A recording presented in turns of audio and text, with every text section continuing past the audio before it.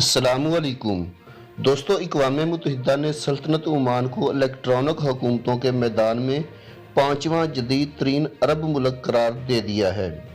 अक़वाम मुत्तहिदा की मुआशी और समाजी इंतज़ामिया की जानब से जारी करदा अपनी वेबसाइट पर शाये होने वाली दुनिया के ममालिक के बारे में एक नई रिपोर्ट जारी की गई है।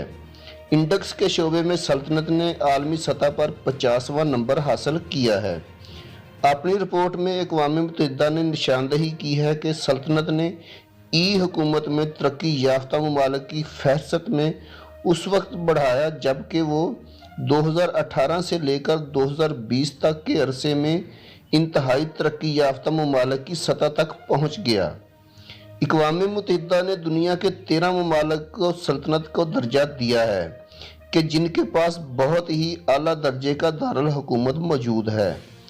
इस रिपोर्ट में कहा गया है कि सल्तनत इन ममालिक में शामिल है जो कि सड़कों की निगरानी, तिब्बी सामान की फराहमी और अवामी मकामात की सफाई के लिए ड्रोन इस्तेमाल करते हैं।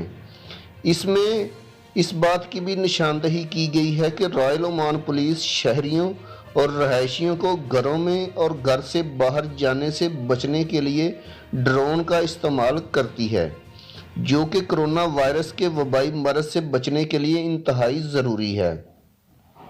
इसके बाद कोरोना वायरस के कौमी सर्वे हुकाम को स्कूलों और मसाजिद और दीगर सरगर्मियों को खोलने के बारे में फ़ैसला करने में मदद मिलेगी। इससे ख़ास उम्र के लोगों ख़ुसूसन बूढ़ों और बच्चों की सेहत की हिफाजत को मद्देनज़र रखते हुए फ़ैसले करने में भी मदद मिलेगी। वज़ारत सेहत के इमराज के डायरेक्टर जनाब डॉक्टर सैफ अल अबरी ने ओमान टीवी को इंटरव्यू देते हुए कहा कि मुल्क में सर्जिकल सर्वे से मुआशरे के तमाम तबकात और मुल्क के तमाम हदफशुदा इलाकों में सर्वे करेंगे ताकि वायरस की हद को मालूम किया जा सके।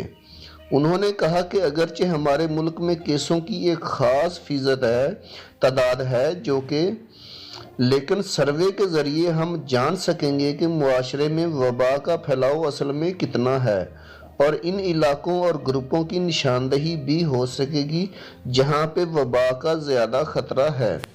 दोस्तों, वीडियो बनाने का मकसद आप लोगों की रहनुमाई करना है। वीडियो अच्छी लगी तो लाइक करके चैनल को सब्सक्राइब ज़रूर कर दीजिएगा ताकि आने वाली इन्फॉर्मेटिव वीडियोज़ बर वक्त आपको मिल सकें। अल्लाह हाफिज़।